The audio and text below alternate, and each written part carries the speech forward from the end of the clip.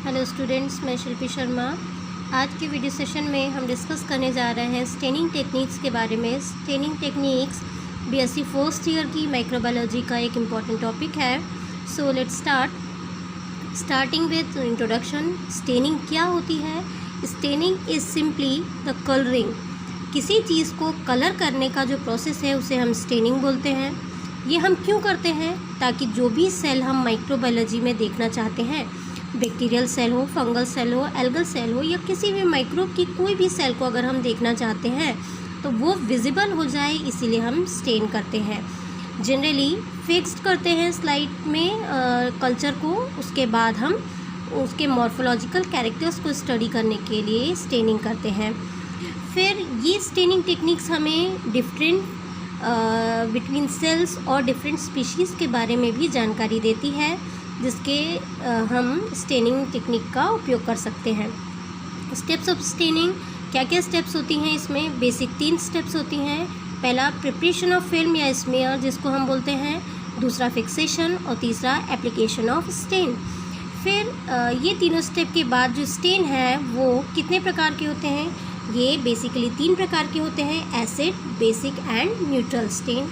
So here acid stain जो होते हैं वो एनायनिक होते हैं। एनायनिक मतलब इनके ऊपर नेगेटिव चार्ज होता है and they generally stains the basic component. Acidic component हैं कलर के, डाई के, वो बेसिक कंपोनेंट ऑफ सेल को स्टेन करते हैं। तो इस तरीके से opposite charges attract each other, तो ये एसिडिक बेस को स्टेन करेंगे। सिमिलरली बेसिक कंपोनेंट जो है वो कैटायनिक होते हैं, इनके ऊपर पॉजिटिव चार्ज होता है और ये सेल के एसिडिक कंपोनेंट को स्टेन करते हैं। इस तरीके से न्यूट्रल डाई जो होता है वो एक कॉम्प्लेक्स सॉल्ट होता है एसिड और डाई का मिलके। ये 3 टाइप के स्टेन होते हैं: एसिडिक, बेसिक और न्यूट्रल। तो अकॉर्डिंग टू आवर नीड भी हम यूज़ करते हैं।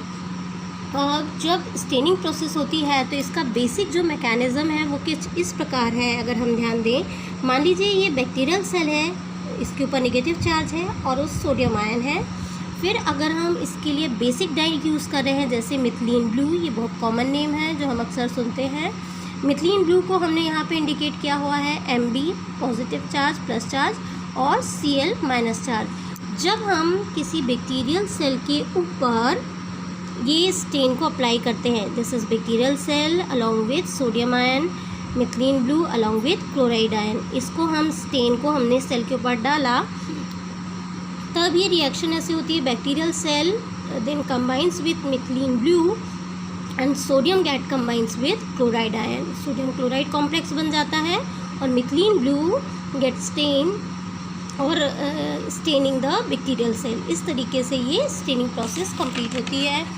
फिर स्टेनिंग जो है बेसिकली वैसे तो बहुत टाइप की होती है, बट जो हम स्टडी करते हैं वो 2 टाइप के हैं: सिंपल स्टेनिंग और डिफरेंशियल स्टेनिंग।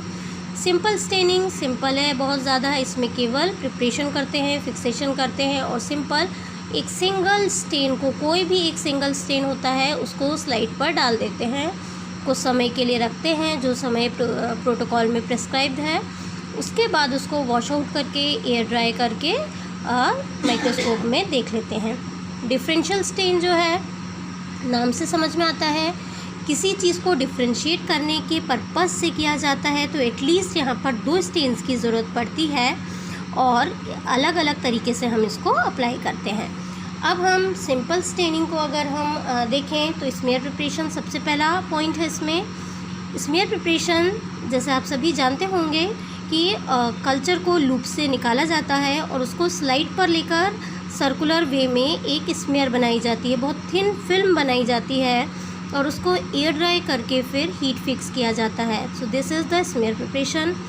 हीट फिक्स करने में हम बैक्टीरियल सेल को फ्लेम के ऊपर से, जो फ्लेम होती है उसके ऊपर से या कहूँ फ्लेम के बीचों बीच में से हम 6 से 8 बार पास आउट करते हैं to fix the bacterial cell और the cell in the slide. तीसरा पॉइंट जो है staining with smear. So staining करते हैं, जो भी कलर हमें यूज़ करना है, एसिडिक, बेसिक और न्यूट्रल वटेवर, सो वो स्टेन को हम उस पर अप्लाई करते हैं। अप्लाई करने के लिए सिंपली फिक्स करने के बाद उसको फ्लड कर देते हैं, मतलब उसको पूरा ढाक देते हैं स्टेन से for a fix time whatever prescribe. फिर थोड़ी टाइम, जो भी टाइम के बाद उसको वॉश करते हैं टैप वाटर से और डिस्टिल वाटर से। फिर उसके बाद वॉश करने के बाद उसको ब्लॉट करते हैं, ड्राई करते हैं और माइक्रोस्कोप में सेल्स को ऑब्जर्व करते हैं। This is the simple procedure. Simple है, एक इस टाइप का स्टेन डाल दिया इसलिए इसको बोल दिया सिंपल स्टेनिंग। अब हम बात करते हैं डिफरेंशियल स्टेनिंग की। डिफरेंशियल स्टेनिंग में कम से कम 2 स्टेन को यूज़ करते हैं। और क्यों करते हैं? जब 2 सेल्स को या 2 अलग अलग पार्ट्स को एक ही सेल के देखना होता है, उसे हम डिफरेंशियल स्टेनिंग कहते हैं। ये जो है ग्राम स्टेनिंग इसका एग्जाम्पल है और एसिड फास्ट स्टेनिंग इसका बेस्ट एग्जाम्पल है। ग्राम स्टेनिंग हम सभी जानते हैं कि ग्राम पॉजिटिव और ग्राम नेगेटिव बैक्टीरिया में डिफ्रेंशिएट करती है। Acid fast staining acid fast और नॉन एसिड फास्ट बैक्टीरिया में डिफ्रेंशिएट करती है। इसके अलावा endospore staining, capsule staining, flagellar staining and Giemsa staining, ये सारे स्टेनिंग डिफरेंशियल स्टेनिंग के एग्जाम्पल्स हैं। अब इसमें जो सबसे इम्पॉर्टेंट है और एग्ज़ाम्स में जो पूछी जाती है वो है ग्राम स्टेनिंग, जो हम प्रैक्टिकली परफॉर्म भी करते हैं। अब ये जो है ग्राम स्टेनिंग है, क्योंकि ये क्रिश्चियन ग्राम नामक साइंटिस्ट ने 1884 में डेवलप की थी, तो उन्होंने अपने नाम के आधार पर स्टेनिंग का नाम ग्राम स्टेनिंग रखा। ग्राम स्टेनिंग 2 टाइप के बैक्टीरिया को डिफ्रेंशिएट करती है, ग्राम पॉजिटिव और ग्राम नेगेटिव। पॉजिटिव और नेगेटिव उनकी सेल वॉल के आधार पर इन्हें डिफ्रेंशिएट करता है। और इस स्टेनिंग में यूज़ होने वाले रिएजेंट्स जो हैं वो हैं क्रिस्टल वॉयलेट, जो कि पर्पल या वॉयलेट कलर का होता है, आयोडीन सॉल्यूशन। तीसरा अल्कोहल जो डीकलराइजिंग एजेंट कहलाता है। और चौथा जो काउंटर स्टेन है वो सैफ्रनिन। कोई भी डिफरेंशियल स्टेनिंग में जो पहला स्टेन होता है उसे प्राइमरी स्टेन कहते हैं और जो दूसरा स्टेन होता है उसे काउंटर स्टेन कहते हैं। तो सैफ्रनिन यहाँ पर काउंटर स्टेन है और क्रिस्टल वॉयलेट यहाँ पर प्राइमरी स्टेन है। अब ग्राम पॉजिटिव और ग्राम नेगेटिव के बीच में जो डिफरेंस है वो कुछ इस प्रकार है। ग्राम पॉजिटिव की सेल वॉल जो है वो थिक होती है क्योंकि उसमें पेप्टाइडोग्लाइकेन नाम का कंटेंट ज़्यादा होता है और लिपिड कंटेंट लो होता है, और ये पर्पल या वॉयलेट कलर दर्शाती है स्टेनिंग के बाद। जबकि ग्राम नेगेटिव सेल वॉल पतली होती है ग्राम पॉजिटिव की अपेक्षा में। इसके पास लिपिड ज़्यादा होता है और पेप्टाइडोग्लाइकेन कम होता है, जस्ट वाइस वर्सा। इसके पास पेप्टाइडोग्लाइकेन ज़्यादा है, इसके पास वो कम है। इसके पास लिपिड कम है, इसके पास लिपिड ज़्यादा है। ये पर्पल कलर की दिखती है स्टेनिंग के एंड पर और ये पिंक कलर की दिखाई देती है। So this is the basic difference between these two. Now the procedure simple है। सबसे पहले स्मेयर का प्रिपरेशन हुआ, हीट फिक्सेशन हुआ, उसके बाद क्रिस्टल वॉयलेट जो प्राइमरी स्टेन है उसको स्लाइड के ऊपर पोर किया और उसको कुछ देर वहाँ पर रहने दिया। उसके बाद क्रिस्टल वॉयलेट हटाकर उसमें आयोडीन डाला और आयोडीन डालने के साथ ही आयोडीन ने CVI complex crystal violet iodine complex का निर्माण किया। इसके बाद वॉशिंग की गई। वॉशिंग करने के बाद डीकलराइजेशन, मतलब रिमूवल, कलर का रिमूवल करने के लिए इसमें इथेनॉल का यूज़ किया गया। इथेनॉल डालकर स्मेयर पर छोड़ दिया गया।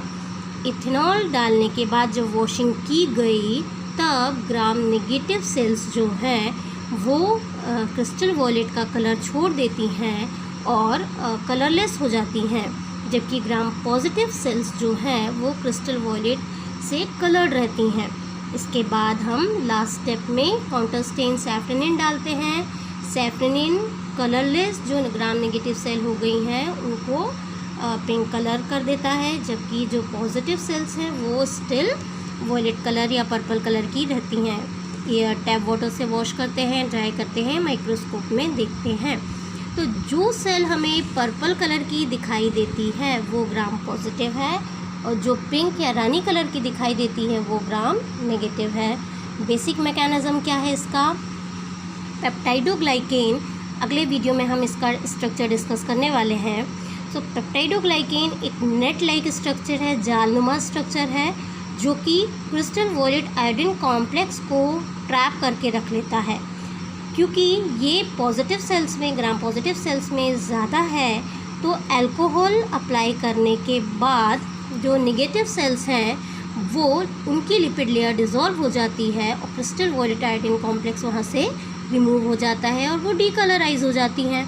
जबकि ग्राम पॉजिटिव सेल्स में लिपिड कम है और उसके कारण जैसे ही इथेनॉल अप्लाई होता है इनके ऊपर, तो ये इन सेल्स को डिहाइड्रेट कर देता है, इनका पोर साइज़ डिक्रीज़ कर देता है और परमेबिलिटी को रिड्यूस कर देता है, ताकि क्रिस्टल वॉयलेट इनके अंदर ही ट्रैप रहता है और बाहर नहीं निकल पाता। इसीलिए ग्राम पॉजिटिव सेल्स लास्ट में पर्पल कलर की दिखाई देती हैं। This is the basic mechanism. ये ग्राम पॉजिटिव और ग्राम नेगेटिव के सेल वॉल के स्ट्रक्चर पर आधारित है। So it is very important, please go through it. Thank you.